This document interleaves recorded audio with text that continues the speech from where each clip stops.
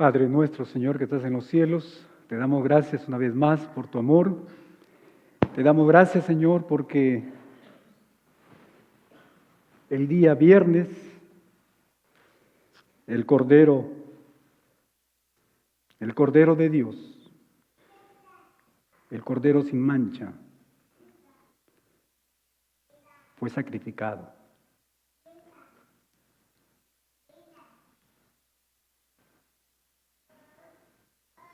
Entregó su vida, derramó su sangre, Señor, para el perdón de nuestros pecados.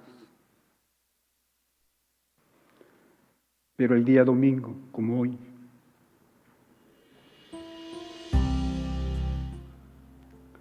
el león de la tribu de Judá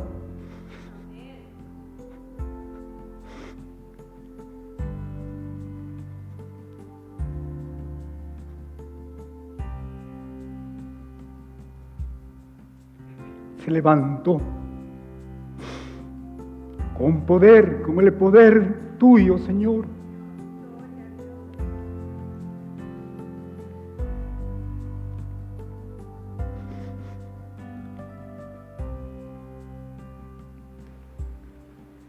Y en su resurrección, Señor, nos dio vida.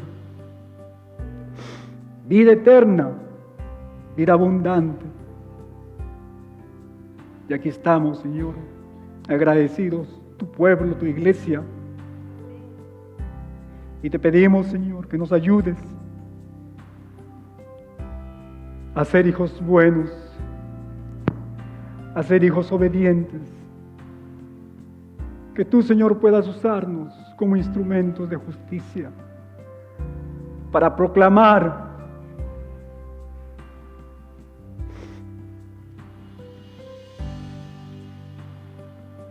que tú vives, Señor.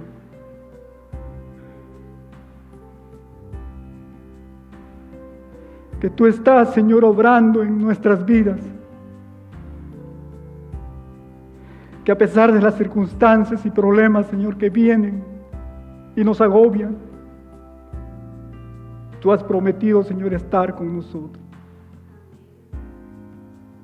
Te pedimos, Señor, por aquellos amigos y amigas que están aquí, que no te conocen aún, que este día especial, Señor, el día cuando tú te levantaste, Señor, de la tumba, ellos puedan encontrar paz, vida eterna, Señor, y esperanza. Te lo pedimos en Cristo Jesús. Amén.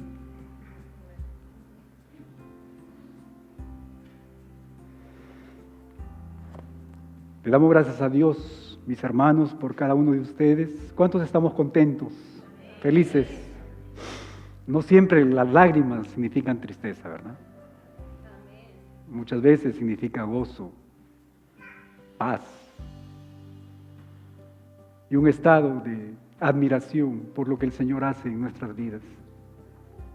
Y es el deseo de mi corazón, mi amigo, mi hermano, que tú puedas experimentar también esa paz y ese gozo que solamente se encuentra en nuestro Señor, Cristo Jesús. Y yo creo que muchos de nosotros hemos escuchado ese pensamiento o ese dicho que dice: muchos caminos conducen a Roma, ¿verdad? Y hay muchos hombres también que dicen: muchos caminos conducen a Dios. Pero la palabra del Señor nos dice lo opuesto, que hay un solo camino, y ese camino es Cristo Jesús, el Cristo resurrecto. Amén. Y mis hermanos, comparada a las religiones del mundo, la fe cristiana, gracias Diana, la fe cristiana es única. Y es única porque la fe cristiana, mi hermano, mi hermana, está basada en la persona de Jesucristo, quien resucitó corporalmente, y digo corporalmente para enfatizar que Él resucitó en cuerpo. Y no como algunas personas nos enseñan que Él solamente resucitó en espíritu, que Él se levantó entre los muertos. Y aunque el cristianismo tiene normas morales, por supuesto, la palabra de Dios nos enseña que tú y yo somos llamados a amar a nuestro Dios con todo nuestro corazón, con toda nuestra mente, con todas nuestras fuerzas. Y amar también a nuestro prójimo como el Señor nos ama, ¿verdad? Y si bien es cierto, el cristianismo está sostenido por verdades doctrinales, quiero decirte que el cristianismo no es un sistema de creencias morales o de doctrinas meramente, sino que el cristianismo se basa en el Señor Jesucristo, en el Cristo resurrecto, en el Cristo vivo, que fue crucificado por nuestros pecados, que resucitó entre los muertos y que ascendió a los cielos y que pronto, muy pronto, Él va a regresar con poder y gloria por su iglesia, por cada uno de nosotros. Amén. El apóstol Pablo nos dice en Primera de Corintios, en el capítulo 15, el capítulo de la resurrección, él dice, si Jesucristo no resucitó, nuestra fe es en vano. Aún estamos en nuestros delitos y pecados. Si Jesucristo no resucitó, somos, dice, los más dignos de conmiseración, los más dignos seres de lástima de todos los seres humanos, si el Señor no resucitó. Pero en Romanos capítulo 1, el versículo 4, el apóstol nos habla que la resurrección declaró a Jesús como el Hijo de Dios con poder y confirmó que Jesús es del linaje de David, el Mesías, el ungido de Dios. Eso es lo que la palabra de Dios nos enseña. La resurrección, mi hermano, nos garantiza que Jesús conquistó el pecado, conquistó la muerte y conquistó el infierno, y que Él cumplirá también su promesa de su segunda venida. Muy pronto el Señor vendrá por nosotros para estar con Él en el cielo, dice, por toda la eternidad. Un hombre muerto no podría hacer eso, pero el Salvador vivo, sí. Y ese es el Salvador a quien nosotros servimos. Un Salvador muerto no es un Salvador. Así que todo el cristianismo, mi hermano, se basa en el hecho histórico de que Jesucristo resucitó de entre los muertos.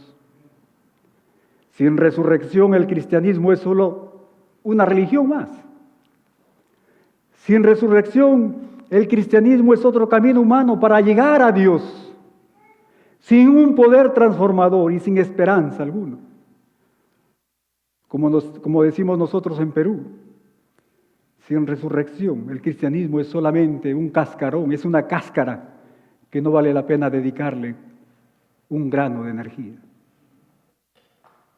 Así que creer en Cristo es creer no solo en su ejemplo, sino creer en el poder de su resurrección que nos da vida, nueva vida abundante y vida eterna. Así que debemos, mi hermano, afirmar que nuestra fe, la fe del cristianismo, tu fe, mi fe, descansa en el evento histórico de la resurrección corporal de Jesús, no en la experiencia o en los sentimientos subjetivos de las personas. Pero quizás tú te estarás preguntando, ¿qué evidencia hay acerca de la resurrección de Jesús? Mi hermano, si incluyéramos el capítulo completo, este capítulo que el hermano Ariel ha leído, si incluyéramos todo el capítulo, podríamos agregar más evidencias. Pero en estos 12 versículos vamos a encontrar algunas evidencias que nos hablan de la resurrección de nuestro Señor Jesucristo. Pero esta tarde, mi hermano, no nos vamos a detener en cada una de esas evidencias. Vamos a nombrarlas por razón de tiempo. Pero quisiera detenerme en la primera evidencia, y es el día de la resurrección. Si nosotros recordamos quiénes eran o quiénes formaron parte de la primera iglesia cristiana, ¿Quiénes fueron? Fueron los discípulos, fueron judíos, ¿verdad? Y los judíos, mi hermano, guardaban, como nosotros sabemos, ellos venían del judaísmo y ellos guardaban el sábado como un día de descanso y de adoración, de una manera estricta. Así que la pregunta que tenemos que contestar es, ¿por qué cambiarían el día sábado, el día sagrado, al día domingo? Claramente no fue una decisión para distinguir entre el cristianismo y el judaísmo. ¿Sabes por qué lo hicieron? Lo hicieron, como la palabra de Dios nos enseña, para celebrar la resurrección de nuestro Señor Jesucristo. Mi hermano, yo estoy convencido que todos los domingos, escúcheme bien, todos los domingos deben ser domingos de resurrección para el pueblo de Dios, para el pueblo del Señor, para la iglesia. Así que esta tarde voy a desafiar a la IBE, la iglesia local. Y los voy a desafiar en este sentido. Que cada domingo que vengamos aquí, por supuesto, venimos a adorar a Dios, ¿verdad? Amén. Pero vamos a tener en mente de que venimos a adorar al Cristo resurrecto, al Cristo que vive, al Cristo que la tumba no lo pudo contener, al Cristo que vive en nuestras vidas y a través de nuestras vidas, mis hermanos. Así que es el deseo de mi corazón, que cada vez que vengamos los domingos para adorar a Dios, tengamos en mente esto, que adoramos al Cristo resurrecto. Adoramos el domingo para celebrar y proclamar que nuestro Salvador, Jesucristo, resucitó entre los muertos. Voy a usar un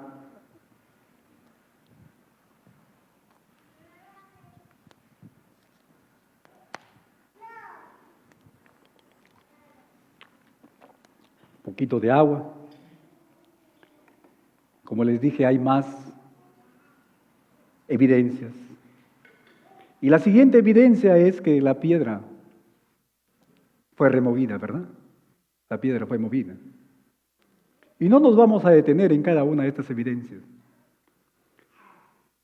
Sabemos que fue una piedra gigante, imposible de ser movida. Y aún peor todavía, estaban los soldados ahí, ¿verdad? Era imposible. Hubo un ser angelical que movió esa piedra. Y como decimos nosotros los hijos de Dios, el ángel no movió la piedra para que el Señor saliera de la tumba, sino más bien para permitir que los testigos de la resurrección vinieran a comprobar que la tumba estaba vacía. Amén. Y la segunda evidencia es precisamente eso, que la tumba está vacía. Hasta ahora nadie ha encontrado el cuerpo del Señor y nunca lo encontrarán hasta que Él venga por nosotros. Amén. La siguiente evidencia, mi hermano, es el testimonio de los ángeles, de los seres angelicales, como nos narra aquí Lucas. La siguiente evidencia son las predicciones de Jesucristo. Nuestro Señor Jesucristo, Él profetizó este día, el día de su resurrección.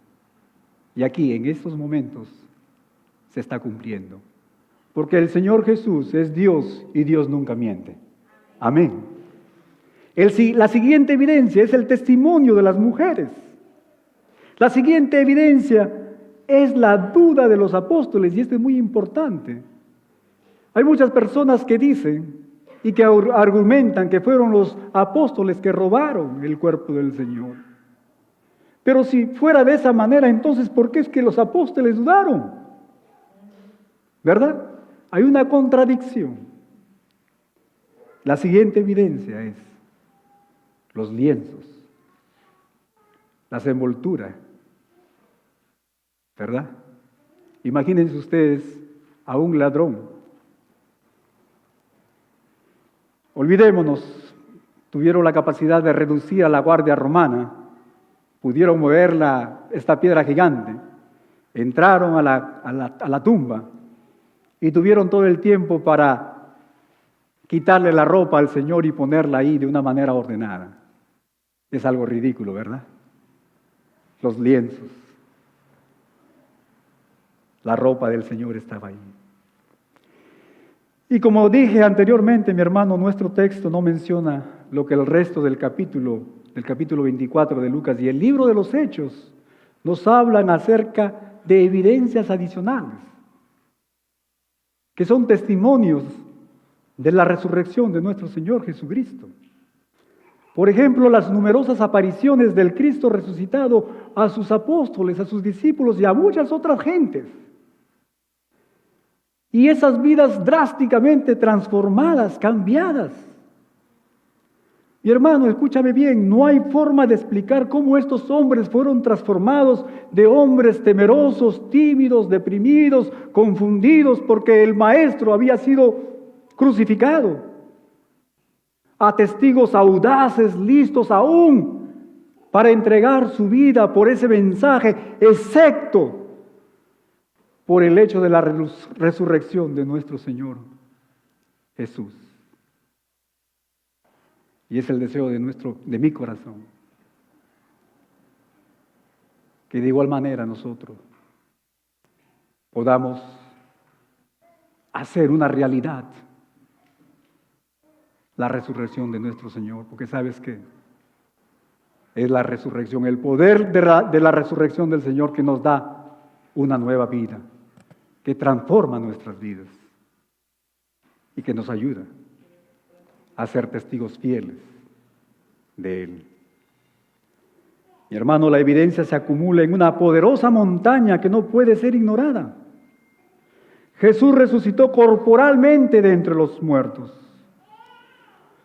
Hay un estudioso de la Biblia, especialmente del Nuevo Testamento, que ocupó parte de su vida estudiando acerca de la resurrección del Señor.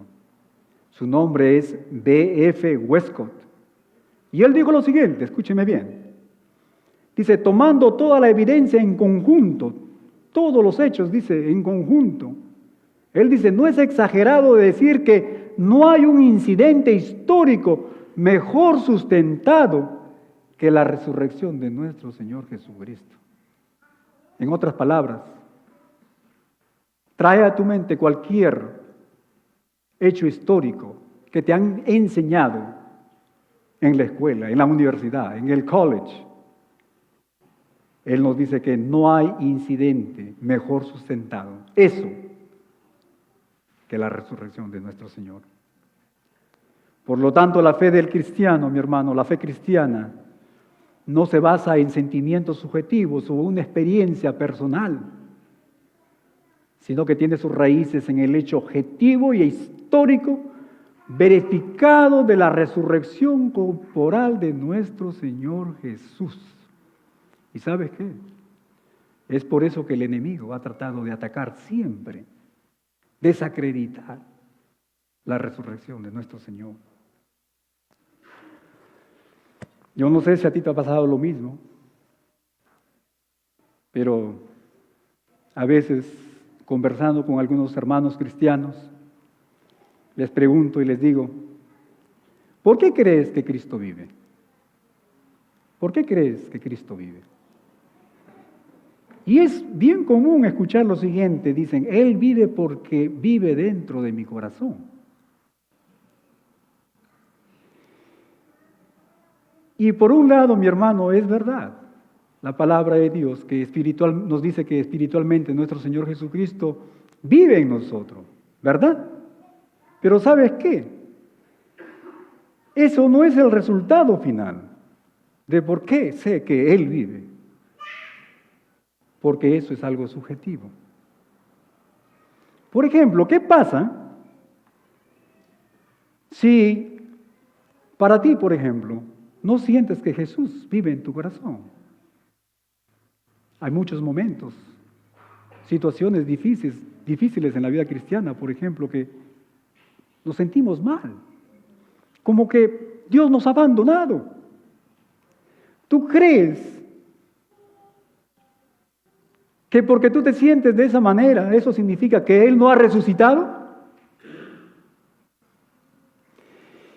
¿Y qué pasa de una persona que no conoce al Señor Jesucristo? Una persona inconversa que dice que Jesús vive en su corazón. ¿Tú crees que eso es verdad porque Él siente eso es verdad? Por supuesto que no, ¿verdad? Por supuesto que no. Escúcheme bien. Jesucristo vive porque hay pruebas sólidas, contundentes de su resurrección, mi hermano. Jesucristo vive porque sucedió en la historia y está verificado numerosas pruebas indubitables, nos dice Lucas. Jesucristo vive ya sea que la gente lo crea o no lo crea, mi hermano. Amén. Pero quizás te has preguntado, bueno, pastor,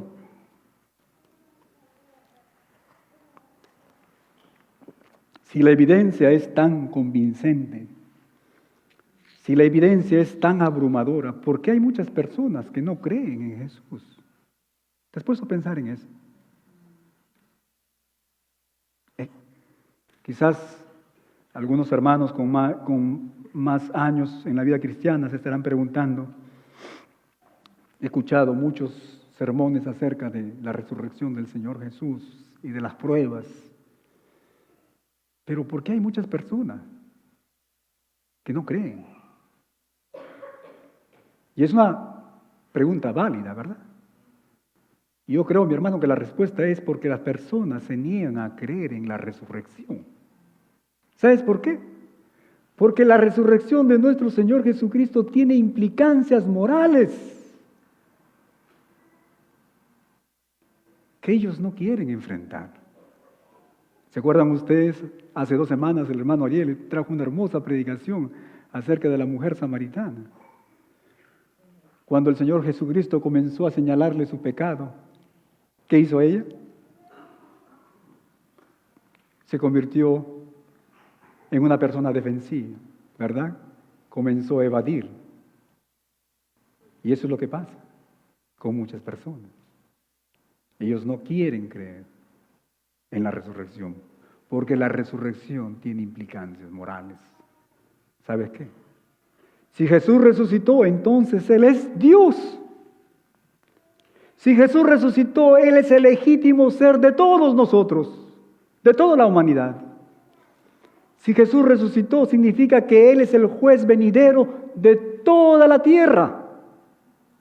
Si Jesús resucitó, significa que debo apartarme de mi pecado y vivir bajo su señorío. Y es por eso que la gente no quiere creer en Jesús. ¿Sabes qué? Debido a que la gente no quiere dejar su pecado, se niegan a creer en Jesús. A pesar de toda la evidencia, a pesar de toda la información que tenemos. Y no quieren dejar su pecado, ¿sabes por qué? Porque en realidad aman su pecado. Aman el estilo de vida que están llevando. Y esto no es nada nuevo. Juan en su Evangelio, en el capítulo 3, versículo 19, nos dice, y los hombres amaron más las tinieblas que la luz, y la luz es nuestro Señor Jesucristo. ¿Por qué? Porque sus obras, dice, eran malas. Esa es la realidad. Esa es la verdadera realidad. ¿Por qué? Es que los hombres, las personas, muchas personas, no creen en el Señor, no creen en la resurrección. Pero la Escritura es clara, mi hermano, y nos dice que debemos de poner nuestra confianza en el Señor Jesucristo, en el Cristo resucitado. ¿Sabes qué? Después de escribir sobre las señales, los milagros de Jesús que Él realizó cuando estuvo aquí en la tierra, el apóstol Juan en su libro, en el Evangelio, así como los detalles de la resurrección, Él concluyó de esta manera. Miren, Juan capítulo 20, versículos 30 al 31. Él dice esto, esta es la conclusión de todo lo que Él escribió. Él dice lo siguiente, Hizo además Jesús, dice, muchas otras señales en presencia de sus discípulos, las cuales no están escritas en este libro.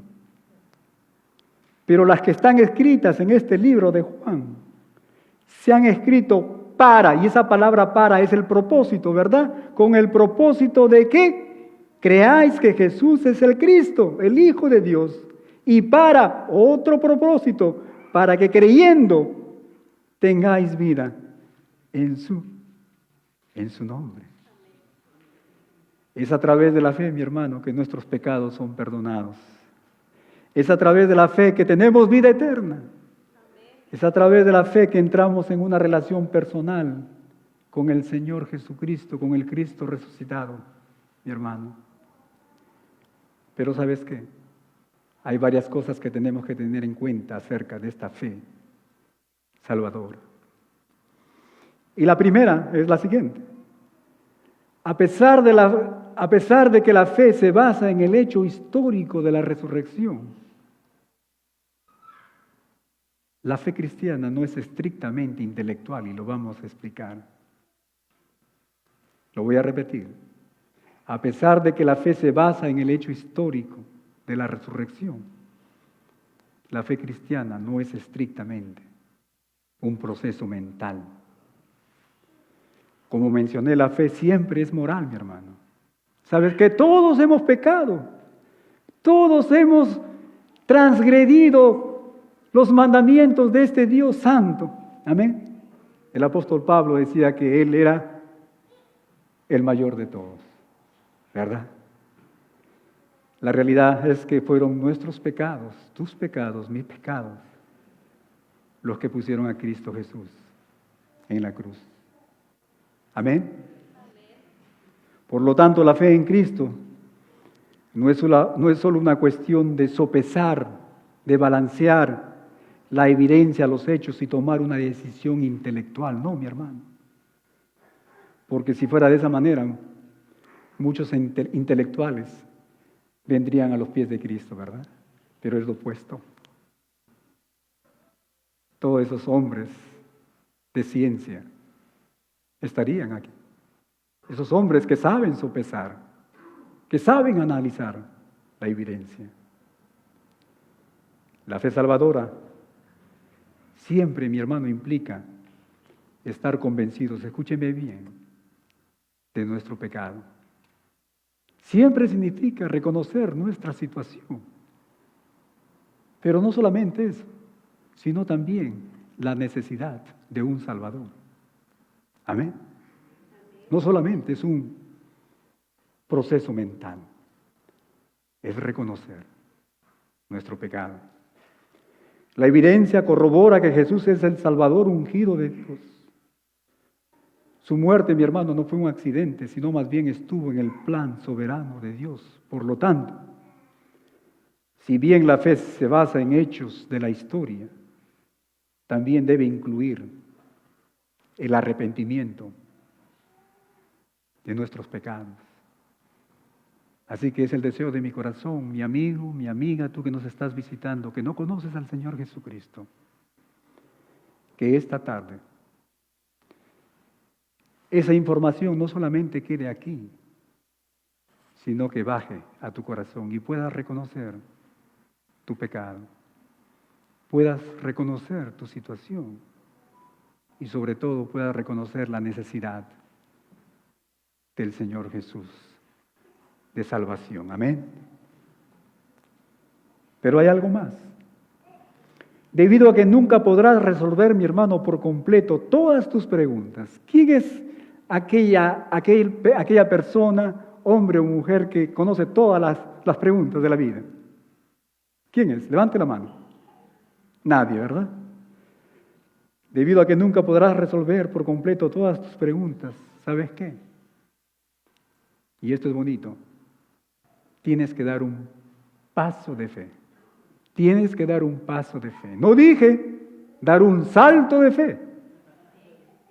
Un pequeño paso. En inglés dicen ellos baby steps. ¿Verdad? Tienes que dar un paso de fe. Hay muchas preguntas que no se resolverán son incógnitas. Nunca podremos, mi hermano, resolver, contestar preguntas de la vida, solo hasta que estemos en la presencia de Dios, ¿verdad? Cuando tengamos ese conocimiento perfecto. Pero ¿sabes qué? Dios nos ha dado suficiente evidencia para confiar en Cristo Jesús. Mira lo que dice Juan en su primera carta. Primera de Juan, capítulo 5, versículo 9, dice: si recibimos el testimonio de los hombres, mire, si recibimos el testimonio de las personas, dice, mayor es el testimonio de Dios. Si nosotros estamos abiertos para escuchar a los hombres, ¿por qué no a Dios? Dice, porque este es el testimonio con que Dios ha testificado acerca de su Hijo. En otras palabras, todos creemos y actuamos de acuerdo al testimonio de las personas todos los días de nuestra vida. Me puse a pensar sobre esto. Yo creo, mi hermano, que tú no pruebas la comida que tu esposa te da a ver si está envenenada, ¿verdad? Antes para comerla, ¿verdad? Tú confías en tu esposa, en el chef, cuando vas al restaurante, ¿verdad? Cuando entramos a este lugar, no estamos haciendo cálculos de arquitectura, de estructura para ver, ¿no nos caerá este edificio sobre nuestras cabezas? No hacemos eso, ¿verdad? Confiamos. Cuando salimos al trabajo, cuando salimos de la casa, no estamos pensando si las personas que vienen están manejando, a lo mejor no van a seguir las reglas de tránsito, ¿verdad? Confiamos. Y aún más todavía. Siempre comento esto con mi esposa. Cuando subes al avión, ¿te has puesto a pensar? No estás pensando, uy, ¿estará la máquina al día? O estas cosas, o lo de acá. Confiamos en las personas, ¿verdad? La idea, mi hermano, es la siguiente. Si confiamos en los caminos, si confiamos en el hombre, cuyos caminos, mi hermano, son inciertos e inconstantes, no tenemos excusa para no creer en Dios, que nunca miente, mi hermano. Eso es lo que nos dice aquí. Jesús mismo dijo, si crees en Él tendrás vida eterna, pero si no, ya estás condenado. Es el deseo de mi corazón que tú puedas creer. Mi amigo, esta tarde, que tú puedas dar ese paso, ese pequeño paso de fe y recibir salvación. Pero hay algo más. Nuestra fe crece a través de varias etapas. No es que cuando hemos recibido al Señor Jesucristo ya tenemos toda la fe. Somos babies y esa fe va creciendo. Hay varias etapas en nuestra vida espiritual. Las mujeres y los discípulos habían creído en Jesús, pero ellos estaban también en diferentes etapas de su fe. Las mujeres que vinieron a ver la tumba al Señor, sabemos que amaban a Jesús, pero ellos no creían que el Señor iba a resucitar, ¿verdad? De otra manera no hubieran traído las especies aromáticas, ¿verdad? Los apóstoles también. La palabra de Dios nos dice que ellos dejaron todo por seguir a Jesús. Pero sin embargo, en este momento, su fe era bastante inestable, débil, ¿verdad? Nos dice Lucas que ellos se burlaron del testimonio de las mujeres. Pedro, a pesar que él estuvo dispuesto para comprobar si el Señor había resucitado, y por un momento dice que él se maravilló, pero aún no creía todo, ¿verdad? Y más adelante aquí en este capítulo, Vemos a los hombres en el camino de Emaús que creyeron y sin embargo nos dice la palabra de Dios que eran tardos de corazón, dice, para creer todo lo que los profetas han dicho. Mi hermano, el punto es que todos estaban en diferentes etapas de su fe. Pero ¿sabes qué? La buena noticia es esta. Esta historia que hemos leído nos muestra que nuestro Señor tiene la gracia, escúchame bien, mi amigo, tú que no conoces al Señor, de salvarte con una sola pequeña semilla de mostaza de fe, con una pequeña cantidad de fe, mi amigo. Eso es lo que hace la diferencia entre estar en la eternidad con Él en el cielo o estar en la eternidad en el infierno. Y para ti, mi hermano, nos habla de que Él es paciente para no desecharnos aún cuando nuestra fe es débil y nuestra fe está vacilando. ¡Cuán grande es nuestro Dios! ¡Cuán misericordioso es nuestro Padre Celestial, nuestro Señor Jesucristo! Sin embargo, somos responsables de crecer en nuestra fe, ¿verdad? La palabra del Señor nos dice que Él es el deseo del Señor, que nosotros podamos crecer. Y vamos a crecer solamente estudiando, meditando su palabra, aprendiendo lo que el Señor nos ha dejado aquí en su palabra. Y para terminar la iglesia, los rostros inclinados, vamos a cerrar nuestros ojos, nuestras vistas,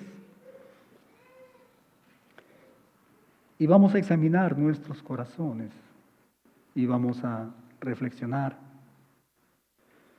Y debemos de recordar siempre que nuestra fe, mi hermano, debe estar centrada en el Cristo resurrecto, en el Cristo que vive, no solo en doctrinas o normas morales.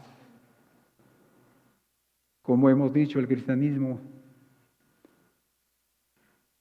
nos habla de sana doctrina y de vivir de acuerdo a las normas morales de nuestro Dios. Pero el cristianismo, mi hermano, es mucho más que eso. El cristianismo es una relación personal con este Salvador, Cristo Jesús, que vive. Como dijo el apóstol Pablo, y es el deseo de mi corazón, que todos podamos decir lo mismo. Que nuestra meta sea conocerle a Él y el poder, dice, de su resurrección. Si tu fe es inestable, mi hermano, primero revisa tu corazón, examina tu corazón. Es probable que haya un pecado del cual tú te has aferrado y quizás no quieres renunciar. ¿Sabes qué? Tú debes de arrepentirte. De otra manera nunca desarrollarás esa fe firme en Jesús. Y después de haberlo hecho, yo te invito, yo lo he hecho muchas veces, estudia por ti mismo la evidencia de la resurrección de nuestro Señor Jesucristo. Regresa a esa evidencia como ese fundamento, como esa base segura. Incluso si no puedes contestar todas esas preguntas que están causando dudas en tu corazón. Finalmente, cultiva esa comunión estrecha, personal con el Señor Jesús, el Cristo resucitado, quien entregó su vida por tus pecados. El apóstol Pablo nos dice, de modo que si alguno está en Cristo, nueva criatura es, las cosas viejas pasaron. Y luego en Gálatas capítulo 2, versículo 20 nos dice, y lo que ahora vivo en la carne, lo vivo en la fe del Hijo de Dios, el cual me amó, dice, y se entregó a sí mismo por mí. El Señor resucitado es el fundamento, mi hermano, de la fe cristiana. Asegúrate que tu fe esté centrada en Él. Dios bendiga su palabra. Dios bendiga la vida de cada uno de ustedes. Amén.